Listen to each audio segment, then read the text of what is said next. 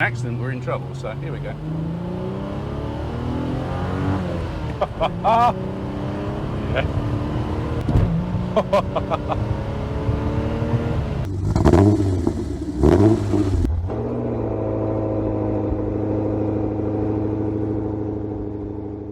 What's good, guys? Welcome back to Ron's Rise. Welcome back to the channel and welcome back to another video where we need to get in this car because we can't be late.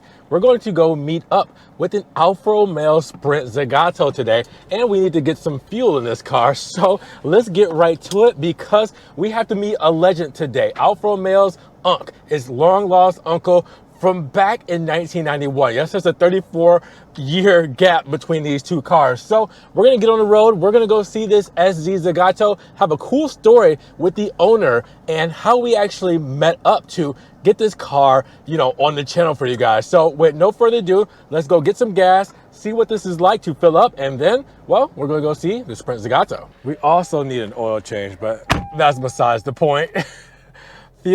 The fuel light came on at 77 miles left on the odometer when it comes to fuel. So that is a very odd number, but we're at 59. I want to obviously fill it by 50. I don't want to go too low on the fuel. One, is not good for the fuel pump. Two, you guys probably heard about that recall Alfas with the fuel pumps and all that. I am not touching that territory. And as you guys can see, it keeps reminding me service needs to be performed. Obviously, that's out of my hand. Alfa USA will have to deal with that. But let's talk about fuel, because the fuel that you fill up on obviously is going to be premium. 95, right, is the recommended fuel type. But the amount you're going to spend is subjective, right? It depends on what the fuel cost is at the time, what gas station you get it from, and how low you are. So with a 15.3 gallon fuel tank capacity, or 58 liters, and a reserve of 2.3 gallons or 9 liters, well, it really depends on how low you go. But again, around that 50 mark, we can try to fill it up and see what it's going to be like on premium. I'm going to guess probably like 57 US dollars. We'll see how much I'm going to spend at the tank. So we're getting close to the end. Hopefully, let's see where we're at. We're up to 50. I still said 57. I'm taking a wild guess. There's no way I could guess this. So let's see how close I actually get. See if I can actually make it to oh my gosh. 56, 57 on the first stop. Now, again, I'm not going to press it anymore. I could probably get it up to like 56, maybe 80 something, but I'm not going to test it just to get up to 57. That's as close as we're going to get. So starting it up, and as you guys can see, we are up to 497 miles. Now, when I first got it, it was around 450. So I said, well, on a full tank, you'll get around 450 plus when it comes to overall, I would say fuel capacity when it comes to your range. But 497 miles, that's insane on a full tank. So, hey, definitely worth the money, definitely worth that $56, because this will take you a long way. All right, so what's good, guys? We finally tracked down the Sprint Zagato, and I wanted to tell the story on how we actually linked up and how this whole thing happened. Absolutely. So, Publix. Yep. You happen to be shopping at Publix? Naturally. Yeah. And I was out there and I saw this car and I didn't know much about this Alfa at all. Not too many, opportunities you see rare Alfas. So I went and looked at it and I put it on my Instagram page, and somebody had, I think, sent it to you or tagged you in it. Yeah, I don't know how it worked out, but it was really weird, because the thing is, that day I was literally going to pick my kid up from school. We're going to go play tennis. I remember the car had some like junk on the back seats or whatever else, because again, we use this car. Yeah, exactly. Someone connected and said, hey, have you seen this video? Which is really cool. I mean, it's lovely when people sort of like, I love when the car gets attention. Yeah. But it's lovely, and especially the fact your passion and excitement. There's not many people out there that know what it is. That's the first part. Right. Yeah, really cool, man. So I started to do some research after I saw the car and got a little bit more information about it. So then we had met each other at the Alfa Romeo Owners Club group. You guys saw that video. Yep. And I told you guys that we were going to spend some time with the Sprint Zagato. So now I'm going to let you take it over. Yeah, absolutely, no problem. So what a share. I mean, you got to understand, any car like this, which is quirky and weird, and especially in America, because not many people actually know the car or recognize its importance. But where it starts for me is back in England. So obviously I'm a Brit. Back in the late 80s, my father was the PR director with Alfa Romeo, and that role also meant he was PR director with Ferrari as well. And I had the chance to go in a pre-production SZ. I'm going to say SZ, everyone will say SC. Yeah, in yep. America. But I'll never forget it. So bearing in mind, you know, with my father having been a really good motoring journalist, an exceptionally very talented motoring journalist with friends like Jeremy Clarkson and all these guys, I'd always been spoiled about being in exceptional cars. And for me, anything Italian was always going to catch attention. The Maserati, Ferrari, Alfa Romeo, Lancia. So, you know, after being dropped off at school in Testarossas and my friends thinking that was pretty cool, Dad dropped me off in one of these. And it was just like, I don't know, I mean, first of all, what is it? That's the thing. Everyone's like, what in the hell is this car? And I love that, the novelty of it. I remembered leading up to its launch, because obviously my dad was heavily involved in that for the media. I remember seeing all the pictures, the press kits that my dad had, the photography, which back then was black and white. It looked amazing in black and white. And I was fortunate to see it at the motor show. So around that sort of era, we're really talking about, you know, the Ferrari F40 is probably a similar time. And again, with my dad's job at Ferrari, it meant I was going to the British Motor Show and I was seeing an F40 and seeing that really weird sort of, looking down the lines of an F40, it's kind of like, you know, it weaves, that's being carbon fiber. This is something very different, but it still has a kind of a what in the heck is that aspect to it. And I was just so immensely excited. So anyway, you know, get driven in this car, get taken there. The sound of it was just mind-blowing. The Busso engine catches everyone's attention always. And that just stayed with me, that feeling, that emotion, that, you know, that excitement. So I never thought I'd own one. I remember sitting in that car we had at the end of the school day for about 2 hours. And I'm looking at every little detail of the interior and everything on it. It was just so amazing. I remember a story that my father will get in trouble for, but he's old enough now that he's... Okay, we're past that. We're past the point of consequences. No, this is a cool story. So I remember, obviously my friends wanted to go in this car as well. This is a two-seater. Yeah. You know, it's really strange because obviously based off the 75 or Milano, as you know, here in America. Yes. And it's the wheelbase is the same. It's really strange how they created such a coupe with a very short overhang at the front and back, but the same wheelbase. So you know they haven't got seats in the back. There's space for luggage more than anything. But I remember my dad driving me, and my friend Simon was in the front, and I was sitting squashed in the back there. Okay, and you guys can see how much space there really is back there. And I'll never forget my father enjoying some of those country roads back in England and the twisties and how exceptional that was as I was kind of bracing myself, looking out that rear glass curved window. But it's just the excitement, the sound, all those things, so they stay with you. Yeah. It's impossible not to be a fan of Alfa Romeo. If you've had any aspect of involvement, excitement, anything else, it's going to be there. And it started with me with being at Alfa Romeo, as my father was. We would do all these events with the media. So in that period, we're talking about the 33 that we had in the UK, the 75 that you know was the Milano, the introduction of the 164, and obviously SC was a point for us where they were looking to really relaunch.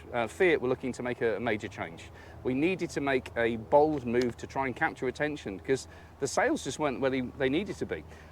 So 164 was an exceptional aspect of that, really wonderful. And the SC was to capture attention. I mean, it's the sort of car that should have just been a concept car. Right. You know, it's bonkers. It's so strange. And just on that point, my father was involved when this was being displayed at the Geneva Motor Show. A really funny point was that when it got through to the, I guess it would have been customs, the early pre-production car that was at the motor show, this trunk, we'll show it later, which opens down, on that car hadn't actually been fully worked up. It was just a mock thing. So this didn't open. So this is a story not many people know, but at the, so at customs in Geneva, they broke it open. Because in their mind, it's their drugs, it's their guns, or whatever it is. Right, they can't get it open, then it's gotta have to be Exactly. forced. Okay. But this was the motor show car. This is the car that was going to be displayed, revealed, and And they unveiled. broke it. So what happened is, when you see those pictures from that, they left the cover over the back. So the reveal cloth was left over the back Because it was broken. Wow. But it was such a weird, just unusual car. And as I said, my time with Alfa, again, Jeremy Clarkson was a very big advocate. And when we used to go to the Owners Club's events for Alfa Romeo in the UK, taking our journalist friends, I mean, I'm talking about me being in my early teens. Jeremy was there. He had a GTV6 at that time. I think it was silver from memory. Which, funny enough, he sold it just before the market jumped up. Oh, God. And the Such a values of regret. those, they jumped up afterwards. But we were at these events, and I've got all these pictures I had as a kid of going around and seeing these beautiful duettos and, sort of TZs, TZs and everything else. So for me, getting back to the point, I didn't think I could own one. This was just a passion for me, and I've always been of that mindset that if I ever see something going down the road and I don't know what it is, it just excites me. That's the thing that's going to catch my attention more than anything else. I found a point in life after a few more years where I'm in a situation where I could buy, and there is a bit of a story around the purchase of this. Okay. But it's just that level of excitement. I guess I had an obligation when I was able to purchase this car. I had an obligation because who else is going to appreciate it or cherish it or invest in it or whatever else it may be. Know what they have in order to take care of it properly. Absolutely. And so what I'll do is I'll just sort of explain briefly about how it came to be with this car. Okay, so what we're talking about is car number 401. Okay. So keeping in mind there was 1,036 of the SZ that was made globally. Sadly not made in America, so it's less familiar out here. Although keeping in mind they only sold 100 in the UK, so exceptionally rare anyway. Right. In terms of my, sort of seeing them out there. So this car came because of passion. This car came because of friends. Okay. So-called friends who were like, hey, you should go buy that. Those are good friends. Exactly. A friend that you've since met, Andrew, who's got 3 Alfa Romeos. Yes. I couldn't listen to that guy. Yes, and we saw his car on the channel as well during that club meet where he did a walk around for us as well. Exactly. So what we've got here is this car actually started on Bring a Trailer. That's how it came out. It caught my attention. I'd seen another car on Bring a Trailer, which just didn't seem to be hitting the price point I felt it should be. In terms of what we've got here is a Zagato produced car. A lot of people think it was Zagato designed. It wasn't. It was designed and penned in-house by a very famous Fiat designer, but made at the Zagato factory. Okay. Now, this particular car, I'm thinking, surely if that's the market price, it's not going to go too high. I start bidding, I'm thinking, maybe I can afford this thing. Just maybe I can afford this thing. It ends up, my highest bid does not achieve the car, unfortunately. But I start a conversation, I get a dialogue going with the guy who owned it previously. A fascinating guy, I looked him up, he was an engineer, a director of an engineering business. And my understanding is that him and his son, they really enjoyed working on this car, making a few little changes, personalizations for them. So a perfect guy to have owned it. He was a Ferrari collector. He was selling this to get a 4C. Oh. Enjoyed the conversation. And ahead of that, when I started researching about this particular car, I'd seen it on the Top Gear website. There was a great line saying, someone's got to buy this. And it was talking about, the excitement, really cool. And this sold at Sotheby's, I think it was, before the previous owner had taken that. And this is an ex-Japan car. So 100 cars that were produced in Italy obviously went to Japan. So this car's, my son is really excited about the fact the car has been around the world, and here we find ourselves here. More world traveled than I am, that's for sure. That's cool, man. So what we have here is, being a Japanese car, there were some modifications the guy did. So when I, first of all, there's some pictures online, you can see where he did some minor sort of tweaks on the engine. But it was not in terms of performance tweaks, it was just like styling aspects. The car had bronze wheels. Okay. The previous owner rectified that, and I prefer it being back to the originals. When I say originals, let's talk about that. What we have here are aftermarket wheels. Obviously replicating that pattern that we know and love from the original SC, but going with a bigger wheel. So realistically, do I love that? They fill the wheel arches, they're really cool, but I can't even go back to originals if I wanted to, because the guy put Willwood brakes on. Yeah, I did see that. So what we've got there is additional performance that it kind of needed. A lot of people comment about the original brakes not really being up to par.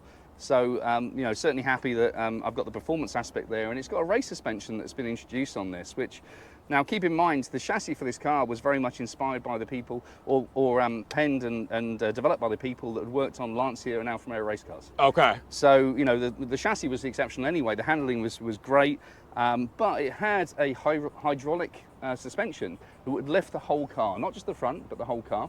And my understanding from the previous owner is that very expensive suspension, which fails regularly, was better rectified by going with a race setup. Okay. So what I have here is a little stiffer, obviously performance improvements there.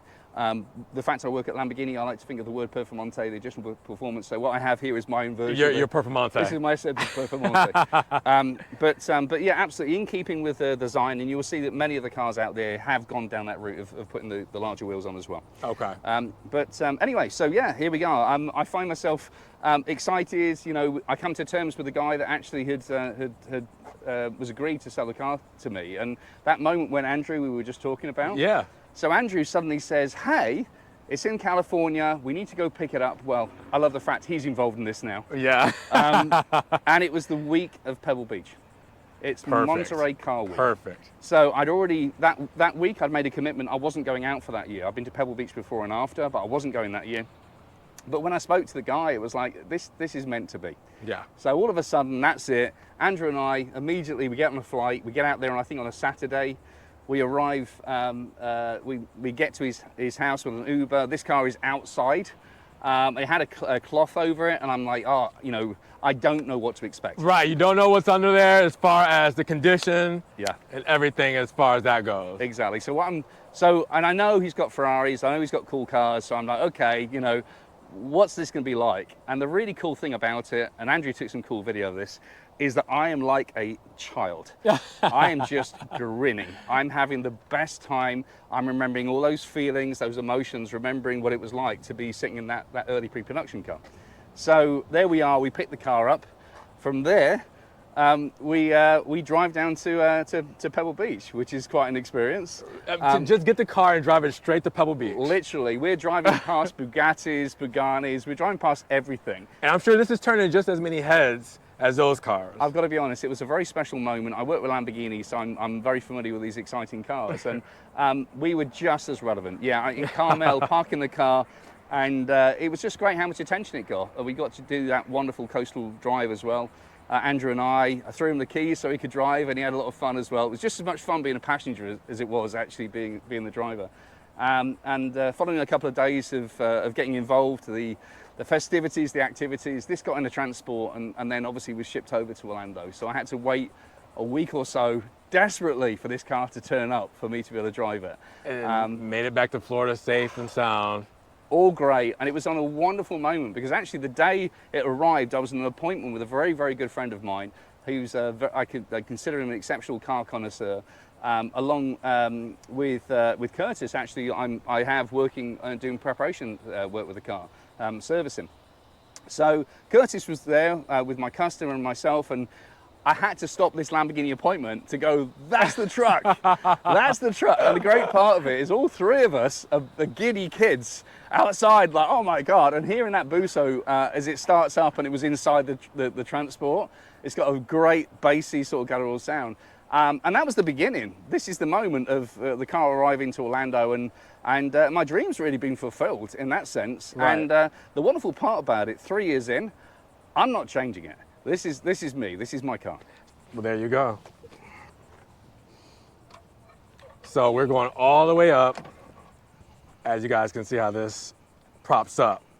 Very old school, but check it out. So tell me, what do we have here? This is the legendary engine. What are we looking at? Absolutely. So Busso, the six-cylinder is just, I mean, actually the car show we were at recently with the Owners Club guys, it was wonderful to see the GTV6 there, the 2.5 litre version of it. Yes. This is an engine that's kind of developed through a number of the product. I love to think of it as having a race pedigree. What can I say? I mean, it's just, they're exceptional. The performance aspects of it aren't groundbreaking. I mean, it's a 91, right? You know, so we're talking 34 years ago. Exactly. So what we're talking about is an engine that's, you know, obviously naturally aspirated, and we're in that just over 200 horsepower. Okay. but the power to weight aspect of it is that's what we're really looking for in terms of emotion and passion, isn't it, really? Right. Yet at the same time, we talk about the power to weight, the expectation on this car is it's going to be really lightweight. It is not. Okay. It just Sorry to break it to you. It's not, because what we've got here is the injection molding they did for the bodywork, which creates that interesting bodywork. As I say, it almost has a little bit of a weave as you're looking down the side of it. Yeah. It was groundbreaking technology of that time. This car was designed with CAD design technology. It was the first car that was ever developed in that way. Just crazy. Exactly. That is insane. But what we've got is a steel chassis with some pretty heavy injection molding on the outside of it. So it wasn't about making it exceptionally lightweight. But that doesn't change the characteristic, the feel, the excitement. So I've just driven here today, and the excitement, the fun I have with it is so much more based around that visceral, emotive, passion aspect, and that often gets lost in some cars nowadays. You know? Right, because it's all about that either 0 to 60 kind of super fast speed, but it's not about what it takes to get there, right? It's not the emotion that you feel to get there. Absolutely. You know, absolutely. so it's low speed emotion, I like to call it, because a lot of us are not doing, well, especially in Florida, are not doing 100 plus, right? Yeah, so with that said, you know, the nice curvy road, or the nice, you know, maybe getting up to 50 miles per hour kind of feel, that time between 0 and 50 is the time that you're gonna have the most fun, you know, when you're in these cars, you know, because you feel it, the driving experience is there. Best moments in this car are normally for me when I'm going along and I have the opportunity to do a block shift. I'm gonna be in fifth or whatever else. I'm gonna drop it down to third, get into the power band, and then just allow it to go through the mid-range. Yeah. So again, it's not about neck-breaking speed. It was never about that. The fascinating thing about this car is that, and sometimes the statistics are a little bit off, so forgive me if I'm wrong, but I'm seeing either 1.3 or 1.4 G of cornering force from this car, is what they quote. Stock, now I've got stickier rubber, I've got bigger wheels, I've got better suspension, so potentially better than that with my car. But we are talking, that's an SVJ.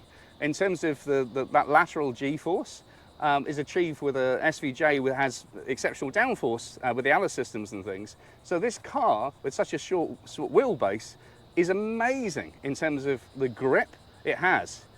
And then it doesn't have grip. Yeah. So the grip it has until it doesn't. Okay. So I wish I could say I've been on track and I've done, you know, exceptional things. I absolutely haven't. I've read everything I can about, and there was actually a Trofeo series of these cars. I think it was about 12 cars they made specifically with that Trofeo title, which were designed as part of a race series that was actually ahead of the Monaco Formula One. Oh, wow. There's very little footage about it out there, some pretty cool pictures that I can share. Yeah, so just the feel and emotion, as I say, is pretty much what I'm thinking about. But yeah, I mean, wow, to drive a Trofeo race prep car, that's in my future at some point, hopefully. So here we go. Oh. So much space. Well, at least you have a spare tire back there.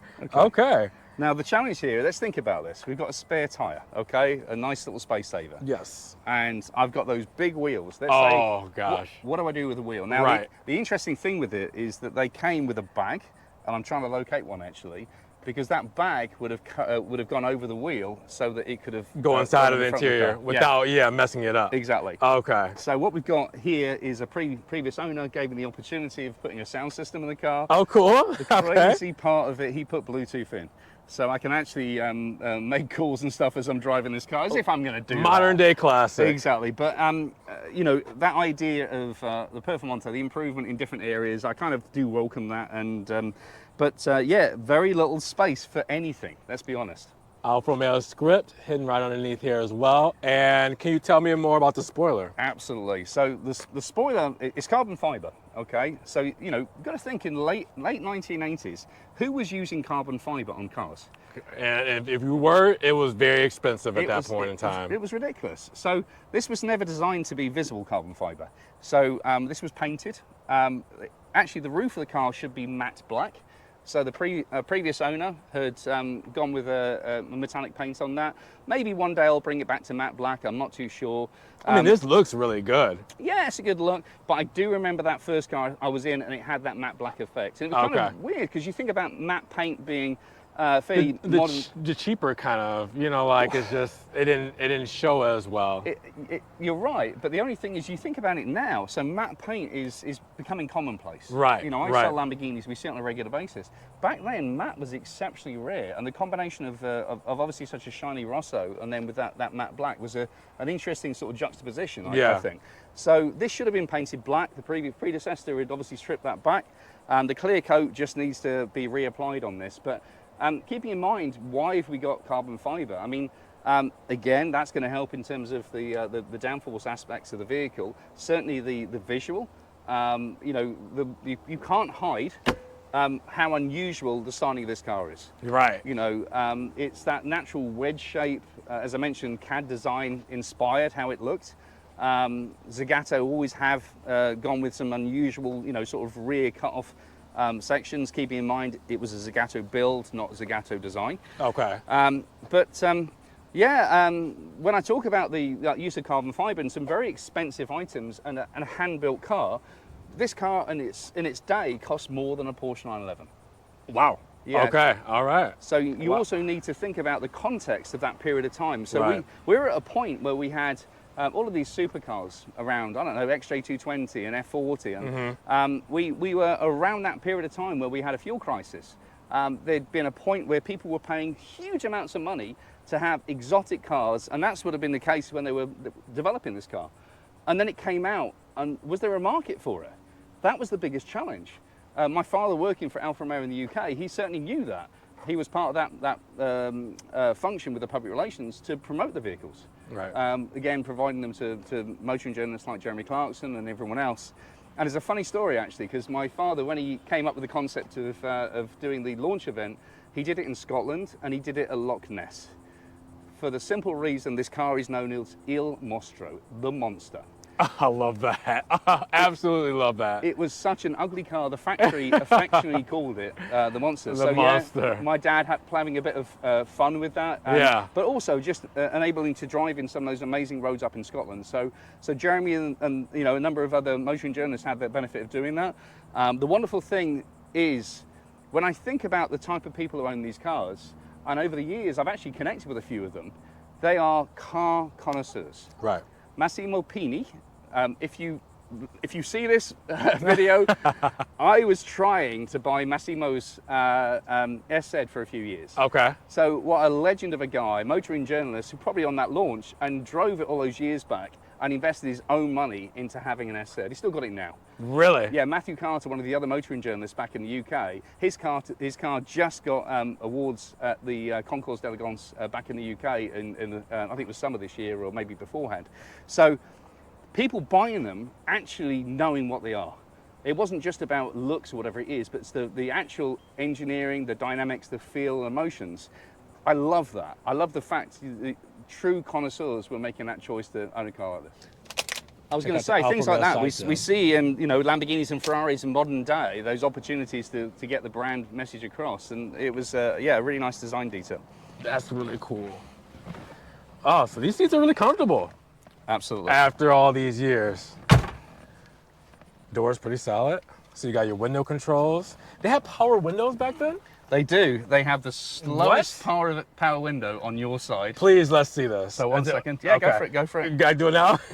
Slowest in the world. Don't get caught in a Florida rainstorm in the summer, we'll say that. I'm okay on this side. Mine actually a proper speed or whatever it is. Oh yeah, I mean, it's pretty decent. Exactly.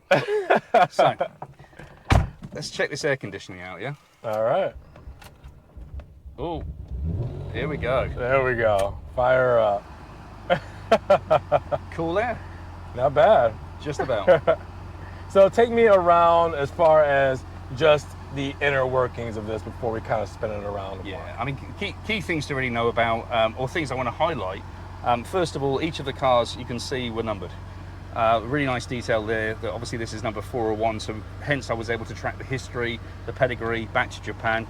As I mentioned, we had the hydraulic buttons for the suspension, which clearly I'm not using. This particular car, as I mentioned, a newer head unit on it, where the previous owner had given me the benefit of Bluetooth and things like that. Not really my preference, but you know, it's at least it makes it functional and usable.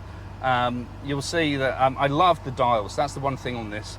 I just love the fact that the use of very lightweight materials, and the fact you see the Allen key areas to actually work with. We got Valia dials on the car, which you're probably more familiar with the likes of like Ferrari. Right. So yeah, I mean, just lots and lots of details, which I really always appreciated. As I mentioned, a little bit of space in the back, not a huge amount. It was really just in terms of us having some luggage space more than anything else. Yeah, absolutely. Just, I mean, things for me when I look at the side mirrors, you know, I'm kind of reminded of, like, you know, a Ferrari Enzo. Something that was really unusual. The mirrors actually sit quite a long way back. Yes, yeah. And this glass, which is obviously going to bake us inside this car, it has such an unusual curvature.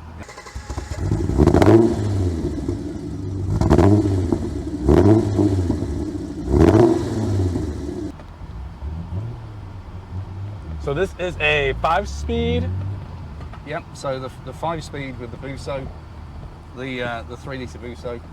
It's actually a really good transmission. Okay. Some people are critical of it. Personally, for me, so it's quite a long throw with the movement. But actually, when the car's going, when you're going fast, it's a really positive change. Okay. Really. I've got a Lancia which is really exceptionally slick, but this is still really good from that era. The biggest challenge on this is just the gearing.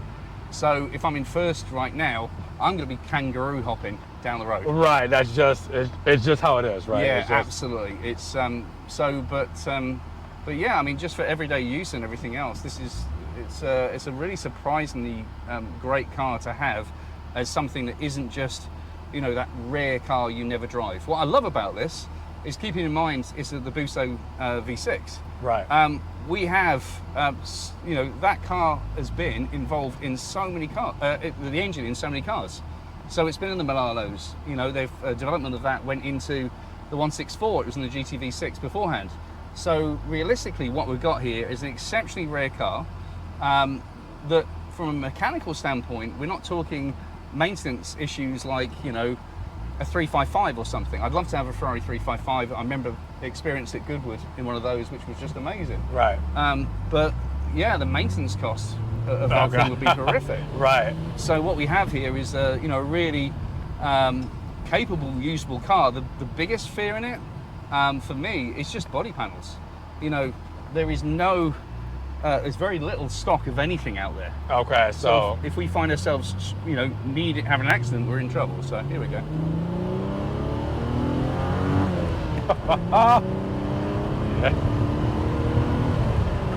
So again, it's not about outright performance. Right. Absolutely not. It never was with this car in terms of speed. But what we have is just this really wonderful sound. You know, we're going to be bouncing along a bit and keeping in mind that harsher suspension in my particular car because the race set's up on it. Right. But everything else, what I've got a car is, you know, usability in terms of, you know, head space. I'm comfortable. The driving position is fairly conventional, sitting upright. So, as I say, with the exception of just not being able to get parts should I need them, we find ourselves in a car that's actually very, very usable, enjoyable.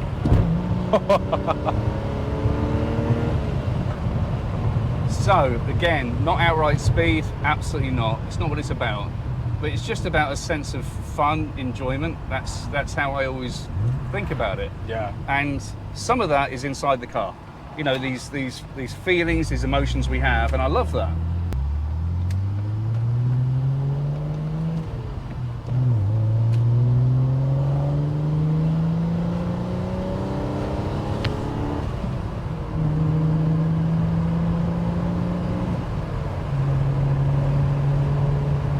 It's got a wonderful hum to it. Like the purr of it, Yep. going up and just crescendoing. It's beautiful. I love that. Exactly. You're right. So again, it's not modern day terms. Everything that's driving that way has got more horsepower than me. But just the feel and sensation. You're right. It's very aural. It's got a lovely sound to it. Yes. Very progressive. And this is my first time experiencing this engine. Everybody talks about it. Yeah. You know, so it's nice to actually be able to vouch for it. You know, obviously I'm going to be like, yeah, I'm sure that's a great engine. You know, I'll take everybody's word for it that has, you know, experienced the car. But now I get to say firsthand, I've experienced it. And I do thank you for that. This is you're welcome, wonderful to be able to do this.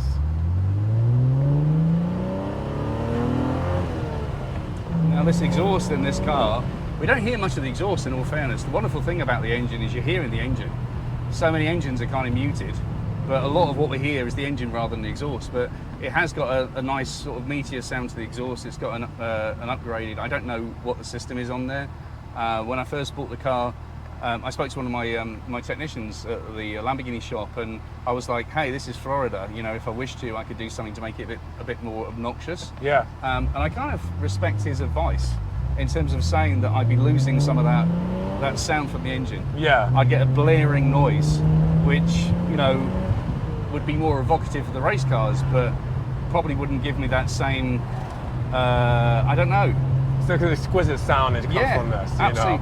Absolutely. It's and it's the same with the twin cam in my Lancia. Just a lovely, exceptional, tuneful sound, which, you know, so many cars now, they're being engineered and tuned to achieve that, especially while we're moving forwards towards, like, you know, turbocharging or whatever else it is. But to have something that's just naturally aspirated, and, you know, I absolutely fell in love with this car. All right, guys, so tell me what you thought about going out in the Sprint Zagato, bringing the Giulia Veloce Q4, all right, to really kind of see 34 years in an age gap between where Alfa Romeo was and where it's going, and really just kind of put these cars side to side because they're special in their own ways, and to have these cousins meet up, well, it was just a blessing. Big shout out to Ashley, or Brick Car Guy 2.0. I will have his link in the description. I will also have his YouTube channel in the description as well. Make sure you guys follow both of those, or you can just see him up on the screen right here as well. But if you guys enjoyed that deep overview of the Sprint Zagato, the SZ or SZ, well, make sure you guys give the video a big thumbs up. But also make sure you guys check the links down in the description below. Like I said, the YouTube channel and his Instagram channel. Subscribe, click the notification bell so you don't miss one video, and we will see you guys in the next one. Peace.